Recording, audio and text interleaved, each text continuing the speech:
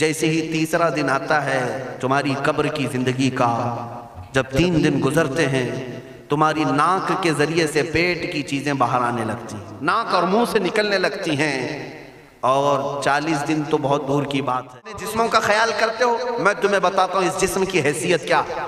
یہ جو چمڑی ہے اس کی حیثیت کیا ہے، یہ جو گوشت پوست ہمارے جسموں پر ہے اس کی حیثیت کیا ہے پتہ ہے تمہیں؟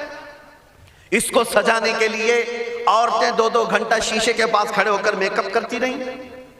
اب عورتوں کی طرف سے یہ میک اپ، لالی پاؤڈر اور کنگھیاں بالوں کو سجاتے رہے، اور تم اپنی باڈی کو بناتے رہے جیم میں جا جا کر کے۔ اب اس جسم کی حیثیت سنو، جس دن روح نکلی تمہارے جسم سے اور جب جنازہ لے جایا گیا، قبر میں تمہارے سب سے عزیز لوگ رکھ کر کے آتے ہیں، تختیاں قبر کی بند کر کے آتے ہیں، اتنی چھوٹی قبر کہ کروٹ لینے کی بھی جگہ نہیں ہوتی، ہاتھ پھیلانے کی بھی جگہ نہیں ہوتی۔ آج اپنے پلنگ پر سو کر کے دیکھو، کسی کا ہاتھ ٹچ ہو رہا ہے تو نیند نہیں آتی، لیکن قبر میں اتنی تاریک جگہ پر، چھوٹی سی جگہ پر، تنگ جگہ پر چھوڑ دیا جاتا ہے کہ مردہ کروٹ بھی نہیں لے پاتا، پھر پلس اس کو اوپر سے نیچے سے پیٹ سے باندھ کر کے رکھ دیا جاتا ہے۔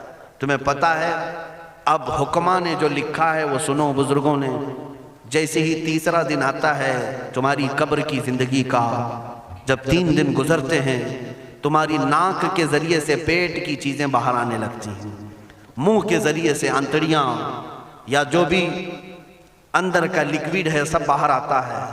5ویں دن کان کے اندر سے بھیجا نکلنے لگ جاتا ہے۔ یہ جو بھیجا سر کے اندر ہے وہ ختم ہو کر کے سڑ کر کے پیپ کی شکل میں کانوں سے باہر آنے لگ جاتا ہے۔ ناک اور منہ سے پیٹ کی چیزیں، کلیجہ، خون بن جاتا ہے، دیگر چیزیں سب کان اور ناک اور منہ سے نکلنے لگتی ہیں، اور 40 دن تو بہت دور کی بات ہے، 8ویں دن اس کا پیٹ پھٹ جاتا ہے، پیٹ پھولتے پھولتے پھٹ جاتا ہے، اور جیسی پیٹ پھٹتا ہے قبر میں کیڑے پیدا کیے جاتے ہیں۔ تم 1000 کوشش کر لو لیکن وہ کیڑے اسی کے لیے پیدا ہی کیے جاتے ہیں، ان کی غذا ہے۔ وہ ناک سے نکلا ہوا گودا، منہ سے نکلا ہوا گودا کھانے کے لیے کیڑے جمع ہو جاتے ہیں، پورے جسم پر طاری ہو جاتے ہیں۔ پیٹ جب پھٹ جاتا ہے تو اتنی شدید تعفن والی بو آتی ہے کہ قبریں بند ہوتی ہیں، ورنہ کئی لوگ صرف بو سے بیمار ہو جاتے ہیں، کئی لوگ۔ اور یہی ہمارے جسم کی حیثیت ہے، یہی ہمارے جسم کی حقیقت ہے۔ اور چند دن گزر جاتے ہیں کہ اس کی آنکھوں کی پتلیاں لٹک کر کے باہر نکلتی ہیں، اس کی آنکھوں کی پتلیاں باہر آ جاتی ہیں اور گڑے پڑ جاتے ہیں۔ اب جو جسم کے اوپر موجود گوشت ہے اس کو چونٹیاں، مکوڑے اور کیڑے کھانے لگ جاتے ہیں، کھاتے کھاتے 2-3 مہینے کے اندر اس کو صرف اور صرف ڈھانچے کی شکل چھوڑ دی جاتی ہے، ہڈیاں باقی رکھی جاتی ہیں۔ جن بالوں میں تم کنگھیاں کرتے ہیں ان بالوں کی جڑوں میں پیپ پیدا کیا جاتا ہے، ہر بال کی جڑ پیپ بہاتی ہے۔ اور جن چہروں پر تم پاؤڈر لالی لگا کر کے اس کو سجایا کرتے آئینے میں کھڑے ہو کر، ان چہروں پر اللہ تبارک و تعالیٰ ایسی جھریاں پیدا کرتا ہے۔ یہ تو عام لوگوں کی بات، اور اگر گنہگار ہیں تو ان کے چہروں پر بچھو چھوڑ دیے جاتے ہیں، بچھو چھوڑ دیے جاتے ہیں۔ کئی لوگوں کی قبروں پر سانپ ان کی ناک کو ڈستے رہتے ہیں اور ان کا گودا پیتے رہتے ہیں۔ سانپوں کا عذاب، بچھوؤں کا عذاب، یا قبر کے عذاب کے ساتھ یہ جسم گلا دیا جاتا ہے، ہڈیوں کے سوا کچھ نہیں باقی رہتا۔ تم کیا سمجھتے ہو مرنے کے بعد احساس نہیں ہوگا؟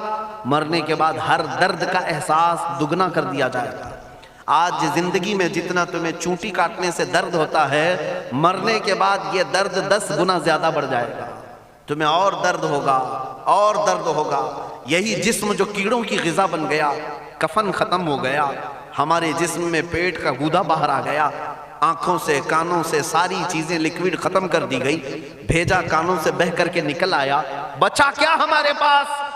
جس جسم کو ہم سجاتے رہے، سنوارتے رہے، اس پر ہزاروں پیسے بہاتے رہے، یہ جسم 40 دن کے اندر کیڑوں کی غذا بن گیا، سب ختم ہو گیا۔ میرے عزیزو، ہر انسان کے جسم کے ساتھ قبر یہی کرتی ہے، قبر دباتی الگ ہے، کیڑوں کا عذاب الگ ہے، بچھوؤں کا عذاب الگ ہے، لیکن یہ سب کے لیے احکام نہیں۔ کچھ وہ بھی جنازے ہیں جب یہاں سے جاتے ہیں تو ہزاروں کی آنکھوں میں آنسو چھوڑ کر جاتے ہیں، ہزاروں کی دلوں کی دھڑکن بن کر کے جاتے ہیں۔ ان کے جنازے جب جاتے ہیں تو اللہ کے ملائکہ بھی، فرشتے بھی ان کے جنازے کو اٹھانے کے لیے زمین پر آتے ہیں۔ یہ کون لوگ ہیں؟ جو اپنے سینوں میں عشق مصطفیٰ کی شمع روشن کیے ہوئے تھے. جینا چاہتے تو مصطفیٰ کے لیے، مرنا چاہتے تو مصطفیٰ کے لیے. فاضل بریلوی نے کیا خوب کہا، لحد میں عشق رخ شہ کا داغ لے کے چلے، اندھیری رات سنی تھی چراغ لے کے چلے. جب قبر میں جاتا ہے ایک عاشق رسول، اسے رکھا جاتا ہے، کفن اس کا بھی ہے، جسم اس کا بھی ہے، لیکن فرشتوں سے بھی کہا جاتا ہے اسے آہستہ سے جگانا، محمد عربی کا غلام ہے، رسول پاک کا وفادار ہے. اور کیڑوں کا اس کے جسم کو کھانا تو دور کی بات، فرمایا گیا قیامت تک اس کے کفن کو بھی میلا ہونے نہیں دیا جاتا. نہ تمہاری آنکھ سے، نہ تمہارے ناک سے، نہ تمہارے چہرے سے کوئی گودا باہر آتا ہے، کچھ نہیں میرے عزیزو. جسم تر و تازہ سلامت رکھا جاتا ہے. 1000 سال کیا 10,000 سال گزر جائیں، حوادث زمانہ بھی آئیں، لیکن اس کی قبر میں اس کا جسم سلامت رکھا جاتا ہے. اب تمہارے ہاتھ میں فیصلہ ہے کون سا جسم بنانا چاہتے ہو، وہ جو کیڑوں کی غذا بن جائے، یا وہ جس پر فرشتے بھی اتر کر سلام بھیجیں. میں نے خود میرے مرشد گرامی کے جنازے میں حاضری تھی. حضور تاج الشریعہ بدر الطریقہ رحمت اللہ تعالی علیہ، جس مرد قلندر نے اپنی پوری زندگی عشق مصطفیٰ میں گزاری. آج تم نعرے لگاتے ہو تاج الشریعہ تاج الشریعہ، ان کے شب و روز دیکھے تھے کبھی؟ ان کی صبح اور شامیں دیکھی تھی کبھی؟ بہت پیر ہوں گے جو باہر پیر ہوں گے، اندر پیر ہوں گے، لیکن تاج الشریعہ کو میں نے اندر بھی دیکھا ہے، باہر بھی دیکھا ہے. آنکھیں بند بھی ہوتی، آنکھوں سے اگر کوئی چیز نظر بھی نہیں آ رہی ہوتی، تب بھی اتنا خیال ہوتا کہ کہیں سطر تو نہ کھل گیا ہو، کہیں پائجامہ اوپر تو نہیں ہو گیا ہو. سونے کے حالت کی بات کر رہا ہوں، کوئی نہ ہو تب بھی یہ خیال باقی رہتا. کون سا ایسا دن گزرتا جب وہ دلائل الخیرات نہیں پڑھ رہے ہوتے، قصیدہ بردہ شریف نہ پڑھ رہے ہوتے. ہزاروں سفر کی مصروفیات کے باوجود حضور پاک کی محبت کے نغمات میں کوئی کمی نہیں آئی. لیکن میں آج آپ کو ایک بات بتا دوں، جب انتقال ہوا وہ جمعہ کی شام تھی، اور ہمارے مردوں کو 6 گھنٹے 10 گھنٹے میں ہم کو قبرستان سپرد کرنا پڑتا ہے. 12 گھنٹے رکھ دیں تب بھی فریج منگوانا پڑ جاتا ہے، اس کے بعد قبرستان کے حوالے کر دیں. میرے مرشد گرامی کے انتقال کے بعد 48 گھنٹے رکھے گئے تھے، 48 گھنٹے رکھے گئے، اور اس کے بعد جنازہ پاک کو غسل دے کر لایا گیا. یہ فقیر قادری جنازے کی گاڑی میں شریک رہا، حضرت کے قدم پکڑ کر کے میں قبر تک رہا. میں آپ کو صرف اس لیے یہ بات عرض کر رہا ہوں کہ جب گاڑی جنازے کی چلتی تھی، میں نے زندگی میں بھی حضرت کے ہاتھ پکڑ کر کے ادھر ادھر چلائے. حضرت کے ساتھ جب جانا ہوتا تو بازوؤں کو ہم تھامے ہوتے، ہم کیا چلاتے، ہمیں وہ خود چلا رہے ہوتے، لیکن یہ ہم برکت کے لیے پکڑے ہوتے. جو نرم و ملائم جسم تھا، میں نے وفات کے بعد جنازے میں کھڑا ہو کر کے دیکھا، قدموں کو پکڑ کر نہ نرمی میں کمی آئی، نہ ملائم ہونے میں کوئی کمی تھی. اور جب گاڑی آگے چلتی تھی،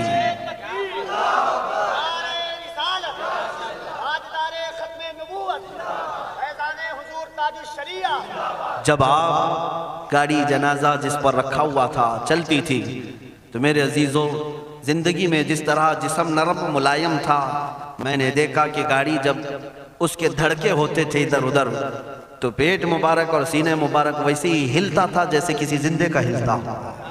ہاتھ پر انگلی رکھے تو خون سرک جائے اور پھر اپنی جگہ پر آ جائے.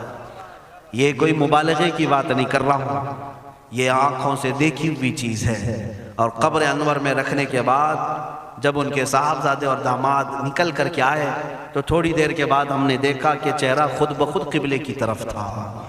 ہم اپنے مردوں کو رکھواتے ہیں، لیکن اس عاشق رسول نے اپنا چہرہ پہلے سے قبلے کی طرف کر لیا. یہ کرامات کہیں یا زندگی کی حقیقت کہیں، حقیقی بات تو یہ ہے جو مصطفیٰ کی یاد میں جاتا ہے.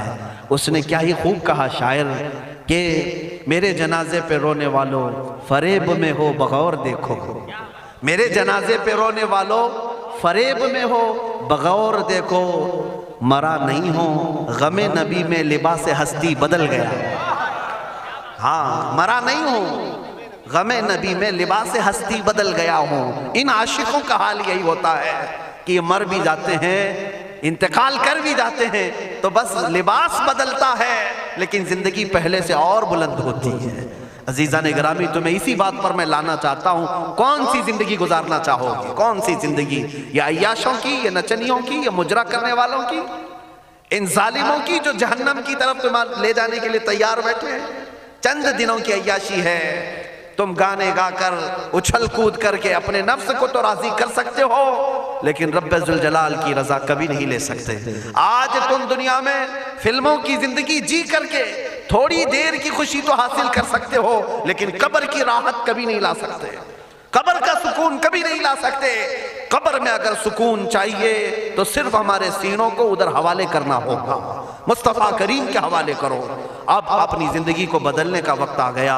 اے میرے عزیزو، ناموس رسالت کی حفاظت یہی ہے کہ حضور کے اخلاق کی پہلے حفاظت کی جائے، حضور کی سنتوں کی حفاظت کی جائے، حضور پاک کے نام پاک کی حفاظت کی جائے، ان کی تعلیمات، ان کے احادیث کی حفاظت کی جائے۔ جس طرح صحابہ کرام نے اپنی جانیں قربان کر کے حضور کی عزت کی حفاظت کی ہے، آج وقت آیا ہے ان ظالموں کی طرف نہ دیکھنا، یہ بھونک بھونک کر کے تمہیں جگا رہے ہیں، بیدار کر رہے ہیں۔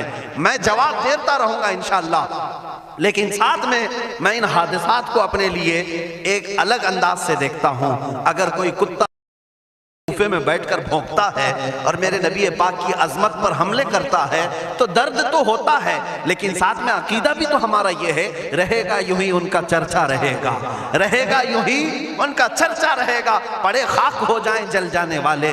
یا رسول اللہ تو گھٹائے سے کسی کے نہ گھٹا ہے نہ گھٹے گا، جب بڑھائے تجھے اللہ تعالیٰ تیرا، مٹ گئے مٹتے ہیں مٹ جائیں گے آدھا تیرے، نہ مٹا ہے نہ مٹے گا کبھی چرچا تیرا۔ یہ کتے کتاب لکھ کر کے کہتے ہیں محمد عربی کا چرتر، ان کے اخلاق، ان کے کردار برے تھے، اور ایسی کوئی چیز نہیں ہے اسلام میں جس سے امپریس ہو کر اسلام قبول کیا جانا چاہیے۔ محمد صلی اللہ علیہ وسلم کے نام کو اسلام سے ہٹا دینا چاہیے۔ ان ظالموں کو میں جواب دینا چاہتا ہوں، اے مسلمانوں، یہ تمہیں جگانے کے لیے آ رہے ہیں، یہ تمہیں بیدار کرنا چاہ رہے ہیں۔ اب اٹھو اور یہ بتاؤ تم کہاں کہاں سے میرے نبی کو مٹاؤ گے، کہاں کہاں سے؟ ارے ہمارے گھروں میں بچوں کی ولادت بھی ہوتی ہے، کان میں اگر ہم اللہ کا نام لیتے ہیں تو ساتھ میں محمد کا بھی نام ہے۔ ہمارے بچے جس دن اس دنیا میں آتے ہیں، اذان ان کے کانوں میں دی جاتی ہے تو اللہ کے نام کے ساتھ محمد کا نام بھی آتا ہی ہے۔ ہماری اذانیں، ہمارے نماز کو بلانے والی آوازیں، تم کیا مٹا پاؤ گے محمد عربی کے نام کو؟ یہ ہزاروں نہیں کروڑوں اذانیں بار بار دن میں دے دے کر کے یہ بتاتی ہیں کہ تم واللہ محمد عربی صلی اللہ علیہ وسلم کا ذکر تم کبھی الگ نہیں کر سکو گے۔ ذکر خدا جو ان سے جدا چاہو نجدی ہو، واللہ ذکر حق نہیں کنجی سقر کی ہے۔ حضور پاک کا نام کہاں سے ہٹاؤ گے؟ اذانوں سے ہٹاؤ گے، اقامت سے ہٹاؤ گے، نمازوں سے ہٹاؤ گے؟ بلکہ اقبال نے کیا ہی خوب کہا تھا، دشت میں دامن کوہسار میں میدان میں ہے۔ کہاں ہے یہ نام؟ دشت میں دامن کوہسار میں میدان میں محمد ہے، بحر میں موج کی آغوش میں طوفان میں محمد ہے، چین کے شہر مراکش کے بیابان میں محمد ہے، اور پوشیدہ ہر مسلمان کے ایمان میں محمد ہے۔ میں نے یہ تبدیل کر کے اسی لیے پڑھا ہے کہ ہر جگہ محمد ہے۔ رسول پاک صلی اللہ علیہ وسلم کو تم کہاں سے ہٹاؤ گے؟ ہمارے کروڑوں کی زندگیاں اس نام پاک پر قربان، اس نام پاک پر قربان۔ ان ظالموں کو یہ بات بتا دینا، اس نام پاک پر اللہ نے نقطہ تک نہیں رکھا ہے۔ محمد عربی صلی اللہ علیہ وسلم کے نام پاک پر نقطہ تک نہیں، عیب تو بہت دور کی بات ہے۔ اور مٹانے کی بات کرتے ہو، مٹانے کے لیے تم اس کا ایک لفظ تک نہیں مٹا پاؤ گے۔ محمد عربی اس عظیم ہستی کا نام ہے جس کی جڑیں تحت الثری میں ہیں، جس کی شاخیں اوج ثریا پر ہیں۔ حضور پاک صلی اللہ علیہ وسلم کو اللہ نے رفعنا لک ذکرک کہہ کر کے بلند فرما دیا ہے۔ کسی کے گھٹانے سے حضور کا نام کبھی نہیں گھٹے گا۔